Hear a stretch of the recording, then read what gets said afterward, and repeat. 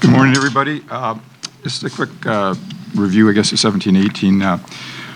We set out with our goals to make the playoffs and to get home ice advantage. Second part of that goal was obviously to improve and to be a better team than we were in 16-17, to get deeper and to get better. I think we did that by signing Nick Bonino in the offseason as a free agent, a player that had won a couple of Stanley Cups. We signed Alexei Emelin to supplement the loss of Ryan Ellis for the first part of the season. We made a very significant trade in November to get Kyle Turris at center ice.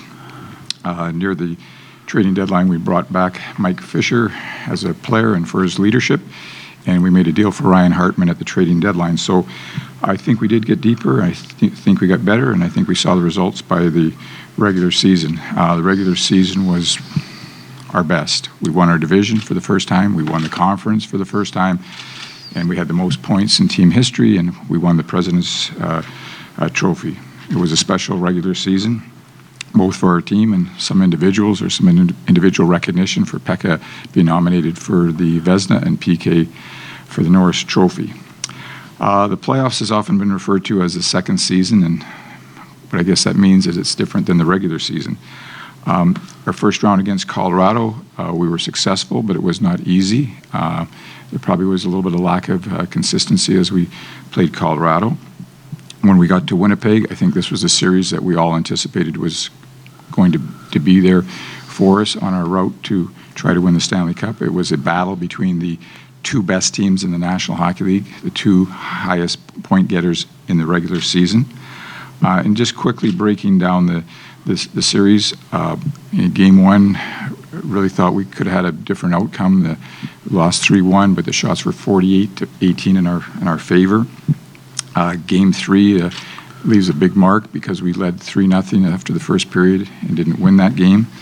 Games 4 and 6 were, in my mind, our two of our best games of the season, and really buoyed my confidence that we were going to win the series. And in Game 7, playing those games 4 and 6 in Winnipeg were just fabulous team games, and I thought really represented what our team was all about. Having said that, at the end of the result, we lost 3 home games, which is so disappointing because we fought so hard to get that home ice advantage. And in a nutshell, for me, I just don't think we quite had the consistency that we had in the regular season in the playoffs. In the playoffs, and this is something that I said to the players the other day, and it's my opinion that you need your team and you need your individual players to kind of exceed expectations. You need those special stories, those special individual efforts. We did get some. Philip Forsberg stands out in mine, but in comparison to maybe 16-17, it wasn't quite as special. We get some goals in 16-17, like from a Vern Fiddler, or a Cody McLeod, a Pontus Åberg, a Gaudreau, and to me, we didn't have as many of those stories.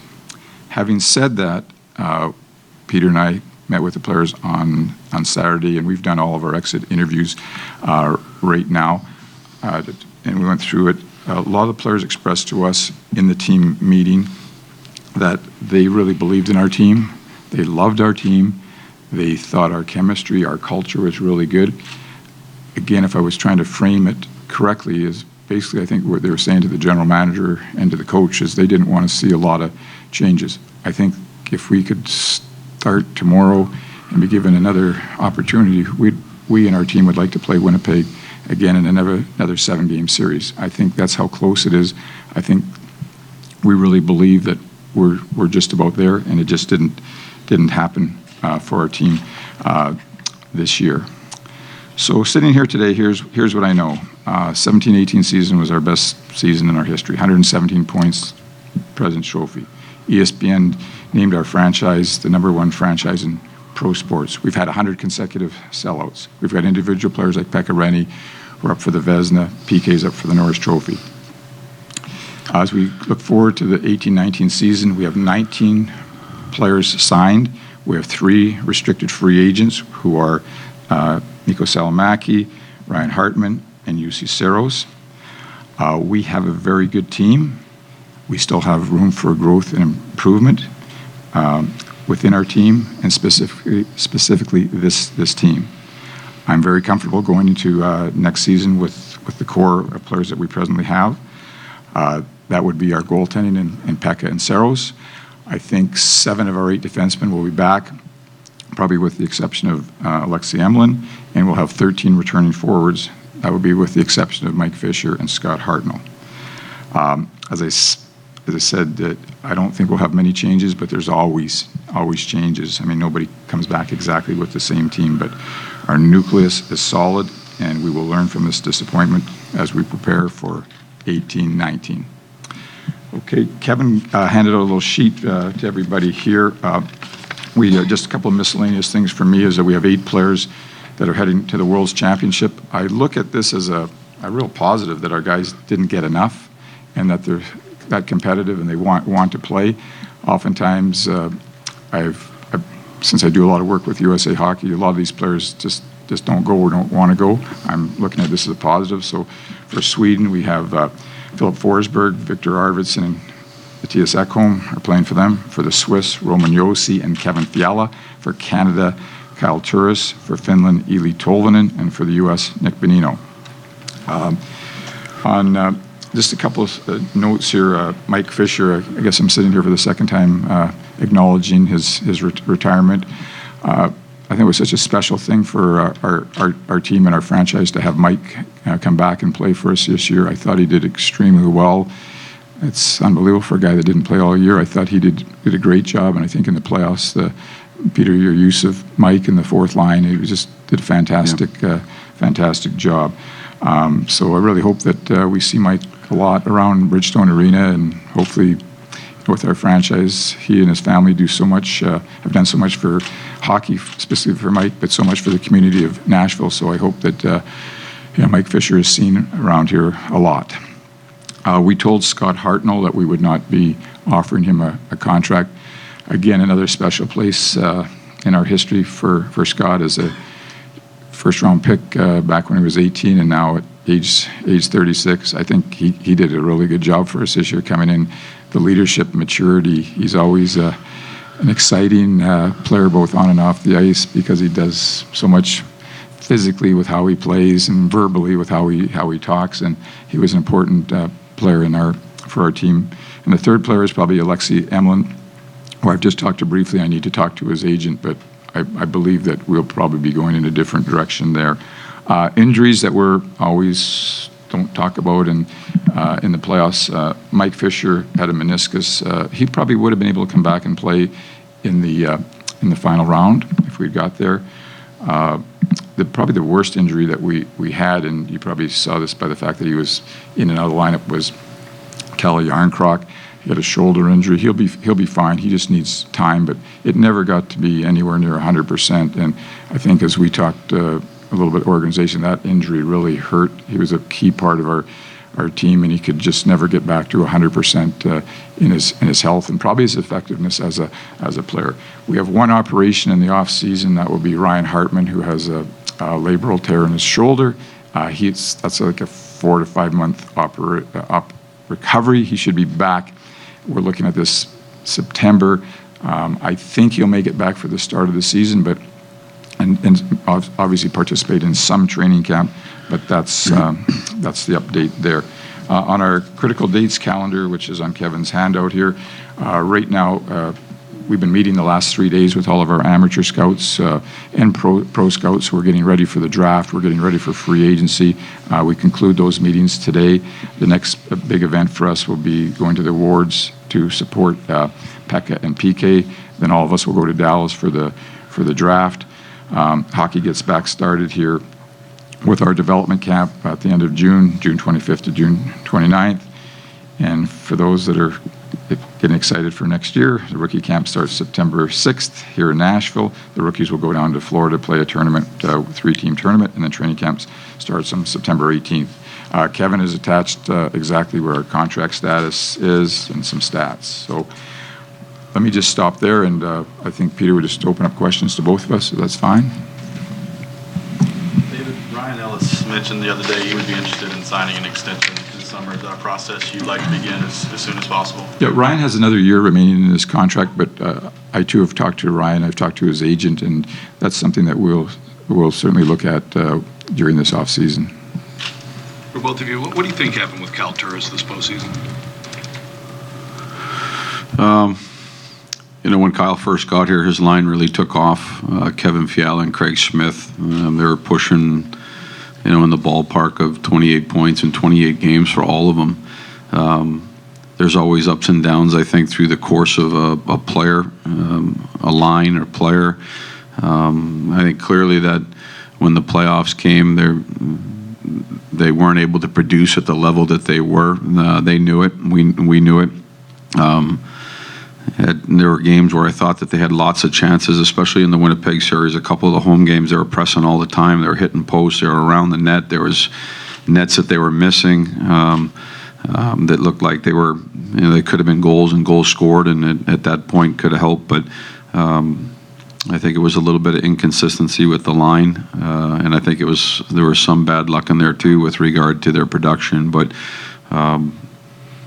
certainly through the playoffs, I think you need that consistency and that depth in scoring. You can't always just rely on Philip Forsberg to score goals. There's got to be, as David mentioned from the year before, there's got to be contributors from all over the ice. But it just seemed like there were some things that weren't leading to production and weren't leading to offense with regard to that line. For either one of you guys, how do you envision the goalie situation going forward? Is Pekka the automatic number one going into next year, or is there any sense of a competition between the two guys? Well, there's always a little bit of competition between the players in the room. I mean, we got a really close group, tight-knit group. There's a push for the power play units. There's a push for ice time. So there's always that competition that goes on. Pekka's been the number one goalie for this organization. He'll enter the season the next year the same way. I mean, he's up for the Vezina Trophy. He's one of the best goaltenders in the world. We're fortunate to have him.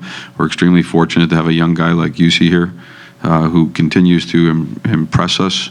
I think, as we move through the season, we were able to find more games for Juice, and that could very well be the same thing next year, but there shouldn't be any question in that. Ryan Ellis and Roman Josi so consistent in the regular season, a little bit off in the postseason. Any way you can put a finger on what might have happened there? Yeah, again, the same thing. I think the same thing holds true for defensemen that are offensive players. I still think that Roman and Ryan played well. You'd like to see that production, though, from them, and they know that they're capable of it. We know that they're capable of it. There wasn't a change in the game plan. They probably still shot the puck as much as they normally do. It didn't get a bounce. It didn't get a tip. It didn't find its way into the net. I mean, Roman constantly attacked the ice with his game and his skating. It's not like he sat back. The numbers just didn't come. David, you mentioned about Winnipeg and the series, that if you guys were to play again, seemed like you feel pretty confident.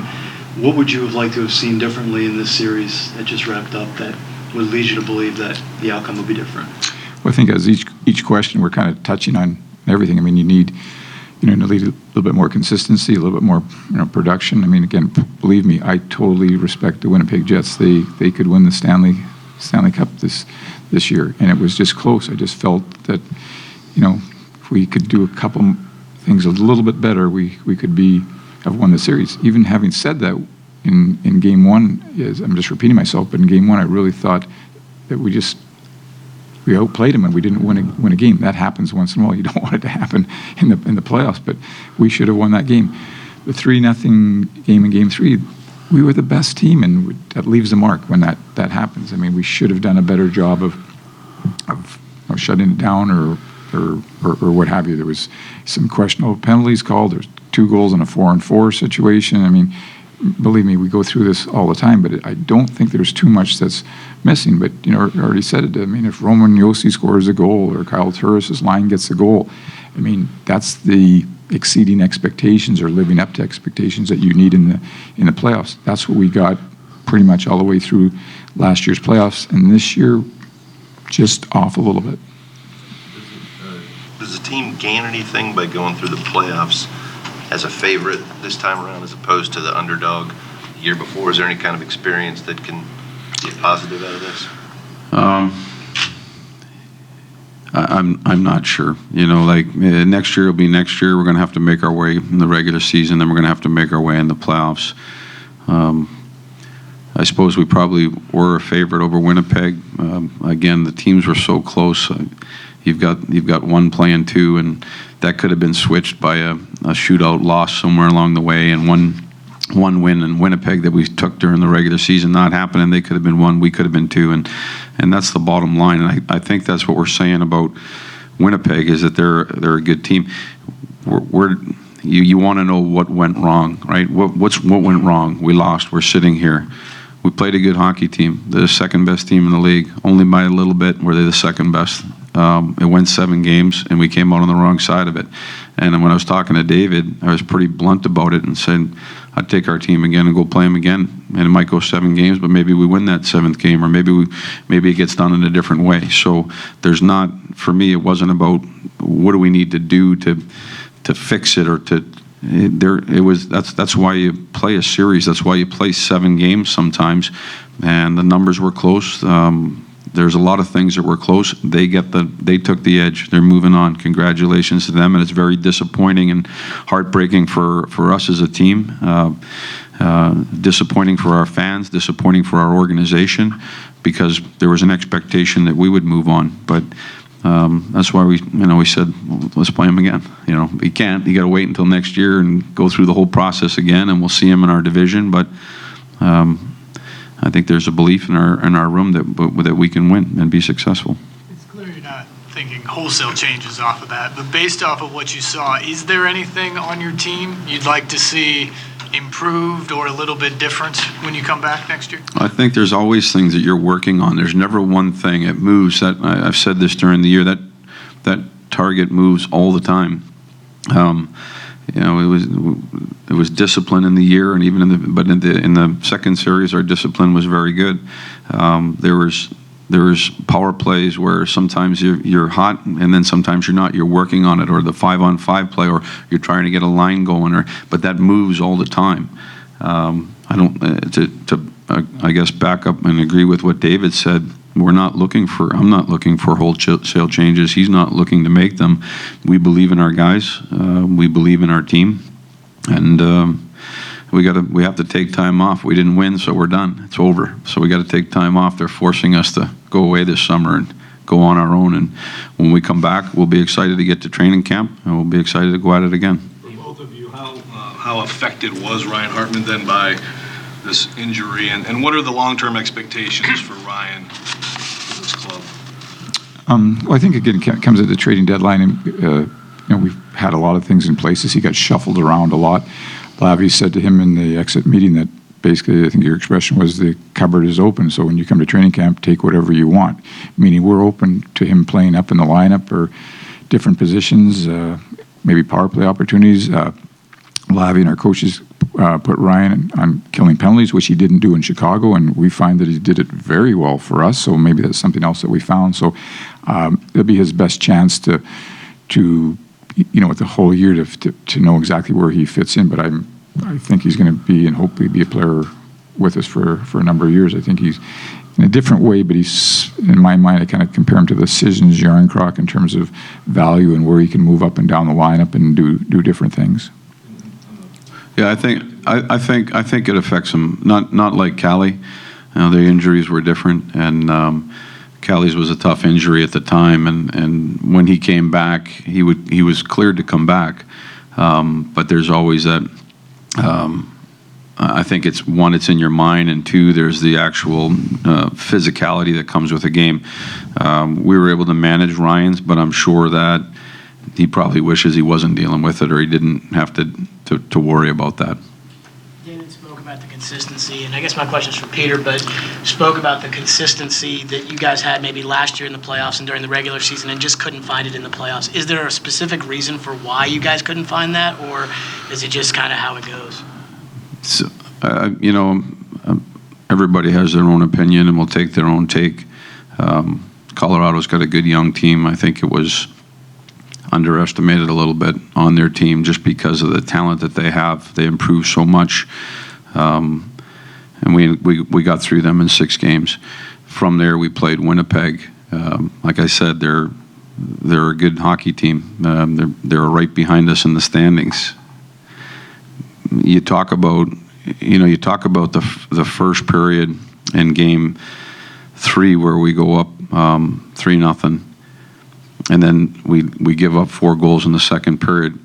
Yeah, we didn't play to our potential, but I think that they ramped it up too, and they have that capability as a team to do that. Or, you talk about game 5 at home where, they were able to turn it on for 10 or 12 minutes and push themselves. They're a good team, so it's not going to be. I don't think you're going to play Winnipeg, sweep 4 straight and have it 6-0 every game and just feel great like you were consistently consistent. It's not going to happen. That's why it went 7 games. That's why the numbers were equal. That's why the numbers were there in the regular season to support that it would probably go some distance. So there's always things that you want to do better. Do I wish we could redo the second period up in Winnipeg? Sure, I can, but we can't. It's over. They're a good hockey club. They came out to play that period, and they caught us, and they scored some goals. However they scored them, whether it was 4-on-4 or power play, it didn't matter. They got it. And then we 3-0 in the first. We swapped power play goals in the third. They scored 1 more in the second. That's the ball game right there. They beat us by 1. So it's difficult, but there's things that we could have done better. Part of it is the way that they play too. So it's a little bit of consistency, but it's a little bit of a good team that we're playing against as well. When you have those exit meetings, as you mentioned during your opening remarks, players tell you that they like the core of this team. They like the way that the makeup is. I'm sure you hear that every summer, or close to every summer when the season is over. I mean, how much does that influence your decision-making over the course of the summer when every player seems to agree that this group, as constructed, it has what it takes? No, I don't hear that every year. This year, I'm telling you, it was different.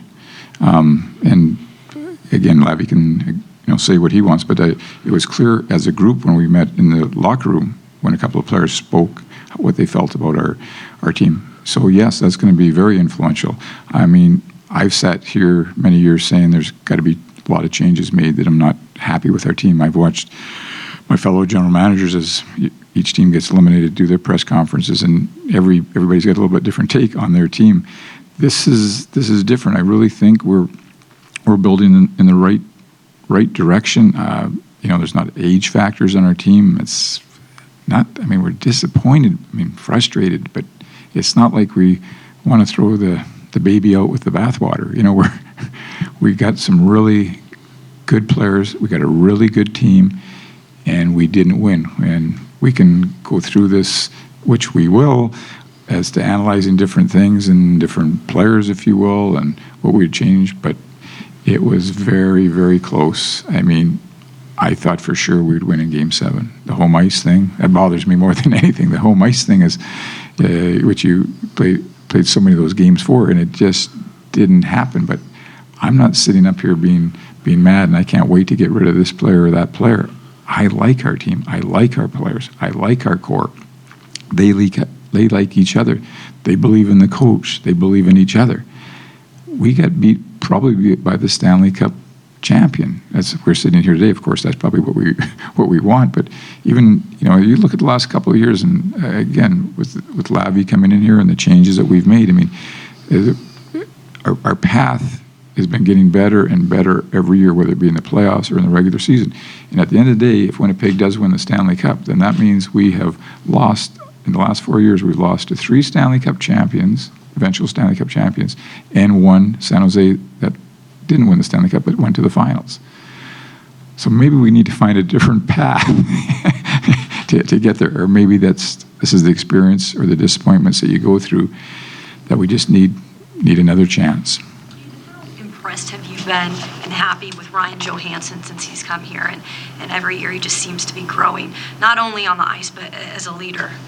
Exactly. We actually were together yesterday, and we were talking about Ryan with just Lavi and myself, and I would echo exactly that. He's just growing up most importantly, as a young man in terms of the responsibilities and things that you do in your life and the right things or what have you. I mean, I called him, don't write this, but I called him an old soul last night to Lavi. I mean, he just gets it. He does the right things within our organization that you'd never know about.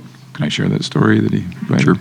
Like the night before, he just called up out of the blue to our video guys and just asked them to come over to his house. He just wanted to thank him for the year. And so, like I say, he gets it. The teammates love him. He does all the right things. And I think, again, we got to keep challenging him because we want him to get 80 points in the regular season. But there's no question when it comes to the playoffs, he's got the big-time game that we're looking for. And he's certainly not the reason why we haven't won the Cup. He's one of the reasons why we're going to win the Cup. What do you guys envision for Ellie Tolvanen looking ahead to a full year and full training camp and so forth? Is that a lot of anticipation for that? Absolutely. I mean, we think he's a top player. I mean, he came here. Everything went good for what we want to accomplish. We signed him. We got him over here, so we got to see Nashville. We got to meet all of our players. He got to play in 3 NHL games. He got to be around the playoff atmosphere. It just wasn't a fit, whether he was ready or not, based on where our team was and where all the spots were. So next year it'll be our goal and his goal to make our team. It could be fabulous if he does, and he can, because that'll be another upgrade when he does make our team. I'll give the coaches lots of options, and again, another offensive player. Where, if for those of you that say we might be a goal short this year, maybe by next May he might be the difference. He's gone back to the World's Championships. Anybody that's following that, and he's scored a goal in each of the first 2 games that he's played. So it's there. It's just hopefully it will be there at training camp, but I'm sure Peter will give him every chance to be successful next year on our team. Yeah, we're excited to have him back. I agree with David. I think it was good to get him here in the 3. He's now making the last jump and the last step, and it's on a smaller ice rink.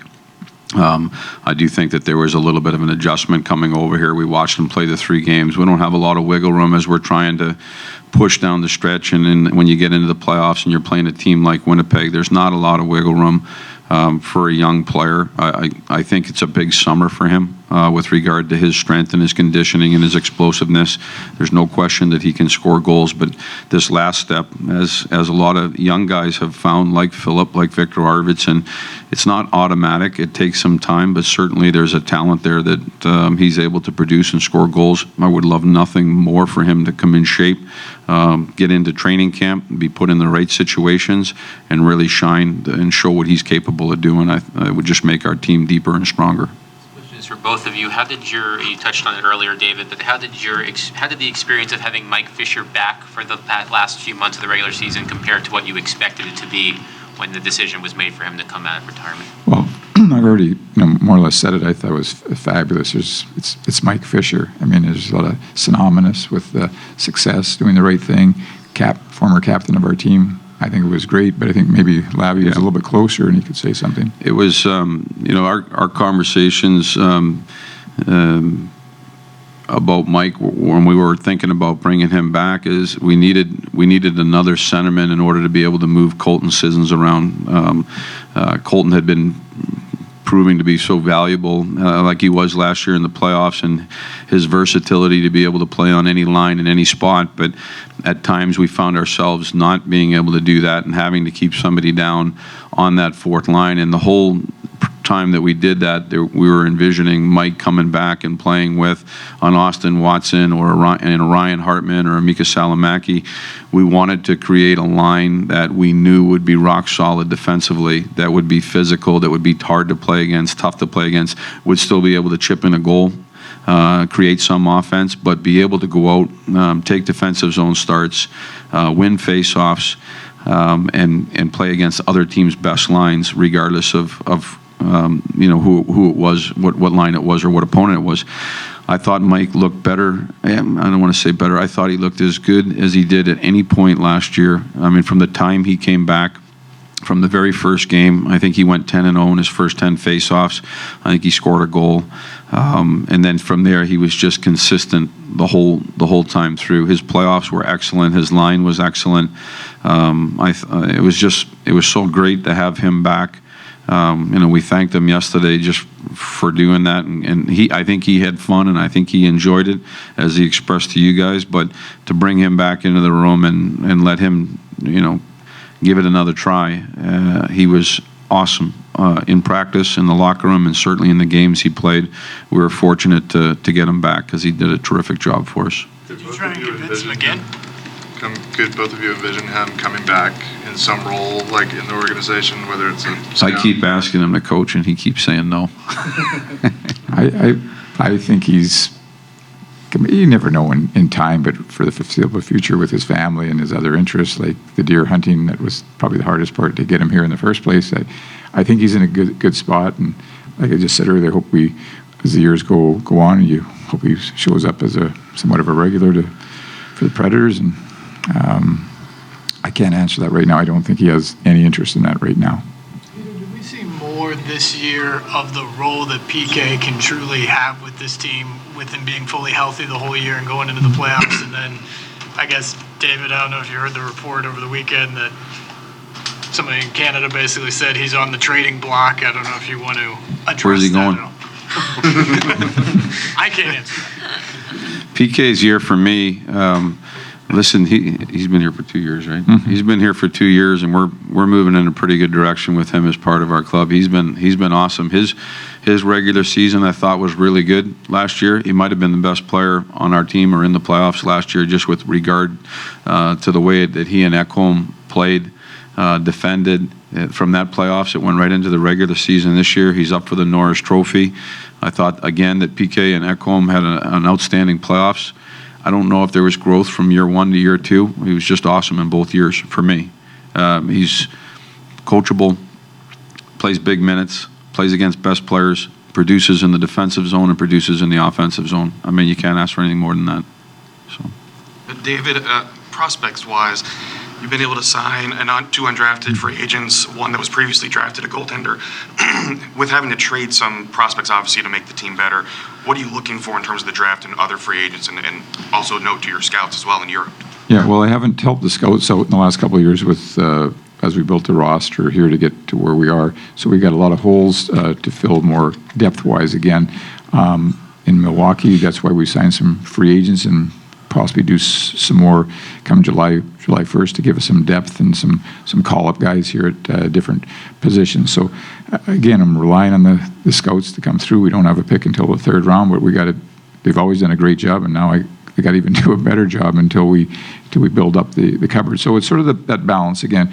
You know, if you hear what's being said, is that it doesn't appear to be too many changes at the NHL level, which is actually the best news because we can wait a little bit for our younger players to develop. So I'm in my vision, and you know, everything changes so fast. I mean, we do have our core of our team under contract, and I believe we're a good team. And if that can stay the same for the next couple of years, that will allow the hockey ops, the scouts, to fill the cupboard back up in Milwaukee, so that when we need to bring up players or somebody's got to move on, or you're making a trade in a couple of years from now, we'll have the assets to be able to do that.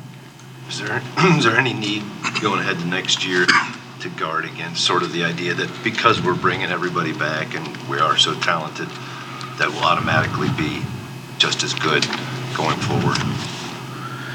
I said this going into this year, I said it once today, when we meet next year at training camp, we're going to have to make our own way. What David was saying and what I 100% agree is that these guys want to go at it again. They want to. They're going to have to wait the summer, but they want to. They don't feel inferior to anybody. There's confidence in the room. We've said it. They've said it. I've said it. There's a belief that we're going to win and be successful, but that doesn't guarantee anything. We're going to have to work. I don't know where we'll finish in the standings, and I don't know what the playoffs will look like. If we play well enough and we get in, I don't know what they'll look like. But there's a belief that that we can be successful. We don't. It's funny when you talk about President's Trophy or whatever it be. We go into every game one at a time, you know, and there's never a thought process to, well, should we win this one, or what do you think? Do you want to play hard tonight? Like, we go into every game, the players do, with the expectation of being successful. And if you do it well enough, you can maybe win your division, or you can maybe win your conference, or maybe win the President's Trophy. It's not by design. We keep things really short term. The same thing will hold true. We'll have exhibition games to get going. Game one's going to come around. I can tell you right now, because I know the group's coming back, I know for most part, the board is already set in the office. They're going to think that they can win that game, and then we're going to go out and play it, and we'll do our best. Pecorine was pretty critical after Game 7 and then was critical of himself again on Saturday. For somebody like that that's a veteran player that's experienced really, big ups and lows, is there anything as a coach that you say to him after it's all over to make sure he's in the right place, or do you kind of let him do that on his own? Yeah, I think you're talking one of the toughest positions in all the sports. There's no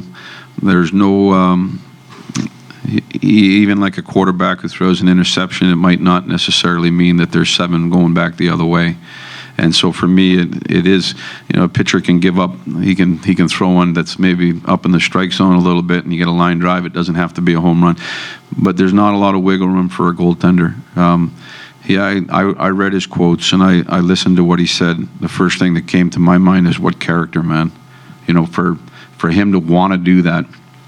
When that game was over, I said those first 2 goals are pretty fluky goals, especially that first one. There's always goalies, they have a certain way they do things, and they hold posts, and for every inch that puck changes on the ice on an angle, there's a position that they're supposed to get into at some point or whatever, and there's always a little hole, and somehow that found a crack. And I said when it was over, I said that's just a fluky, tough, it's a tough break in a tough situation. The Nashville Predators didn't beat the Winnipeg Jets. That's the storyline.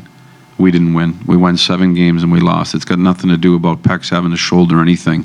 When it doesn't happen, it's a result of our team, and when it does happen, it's a result of our team. And so while he's trying to carry that on his shoulders, he shouldn't. There's a lot of things that we could have done better at any one of those points in the games prior to that.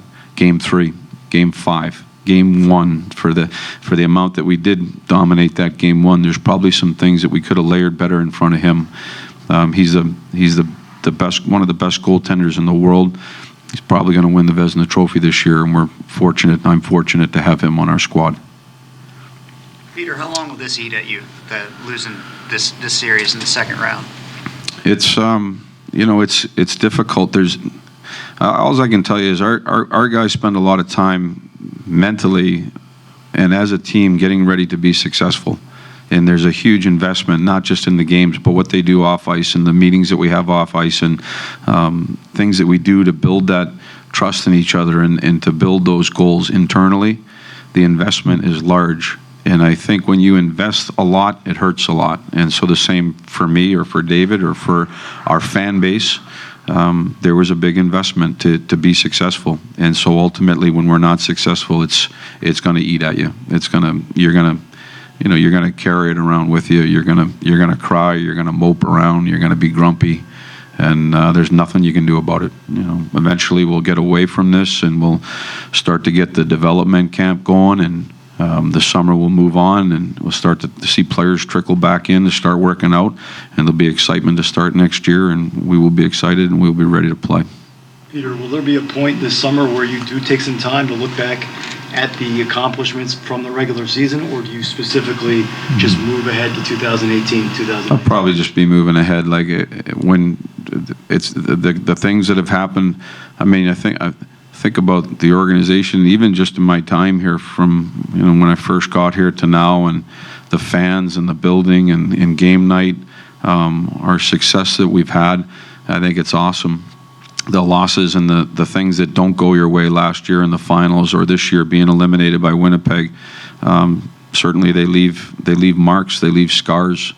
I don't think scars are bad. I think scars can make you tougher. I think they can make you stronger. And so we'll move forward, and I think we're excited to continue to build on the ice and build the organization and build what we have here in Nashville, because it's pretty special. And mostly I'll look forward, I think, and try to focus on that. How much has the fans' passion the last couple of years and the growth of the popularity of the team and of the sport, how much has that meant maybe to the players and to the organization and the success that it's had going forward, or that it could have going forward? Well, I mean, I can speak for only the 4 years, So I'm sure that David can speak prior to the 4 years, and then I was in the Eastern Conference, so I wasn't here much. I didn't get to Nashville much. Some years we didn't come at all, and some years I was fired. Some years there was a lockout. It could have been anything, but I just haven't been here that much. And for me, I just can't think of a better place. Maybe a lot of people say that. I love the downtown. I love the building. I love the energy of the two being combined together. Our fan base has grown.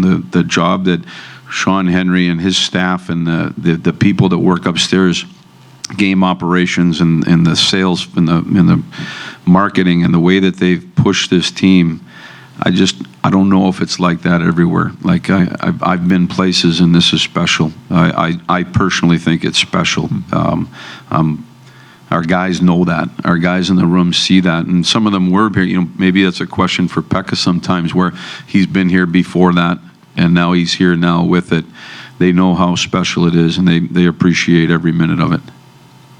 Yeah, if I can jump in, I just think it's special too. This is a hard day. These 3 or 4 days are hard for all of us, but when I do get to sleep at night, I am very proud of this franchise and everything that's taken place both on and off the ice over the last 20 years to get to this point, but especially the last 4 or 5 years as we've moved to a more competitive team and to sellouts, and our fan base is as good as one's in the National Hockey League. It is, there's no player that's coming to me to say, I'd like to get out of here.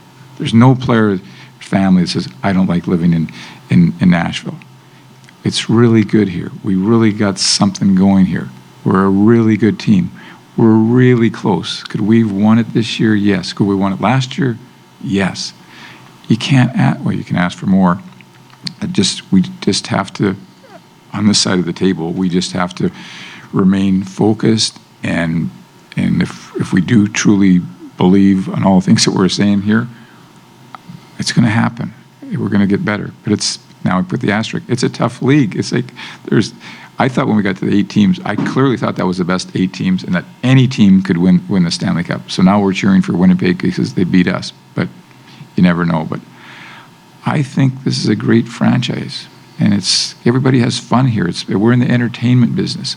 So you guys got your job to do, which is a little bit, you're not writing about entertainment or what have you, but everybody has a good time when they come to our games here, and our players play hard and give a good effort, and we usually win at home. It's just a little disappointing right now, and we will get over it, and we will move on. It's not happening today exactly, but it's going to happen, and our players are confident, and they're proud, and they're committed, and they want to come back. That doesn't happen all the time. For either of you, each of the last 3 years, it seemed like there were very specific lessons. It was get some playoff experience, maybe a Game 7 experience, learn the second year that you don't want to be sent out west and have all the travel. Then last year it was kind of the run going through and maybe depth throughout the playoffs and home ice. I talked to the guys Saturday, and it didn't seem like any specific lesson stood out. Did you take any? They just want to play again. I don't think we can say it any more clear. The group just wants to come back and play again. It went 7 games. We lost it, so we accept that. We have to. We have no choice, right? But they're not afraid. They're not afraid of anybody. They're not afraid to go back and play again. And so, I think that's the message coming out of here. I don't know if there's anything to learn. Anything else? Thanks for everybody for coming, and see you all soon. Thank you, guys. Yeah. Thank you for everything.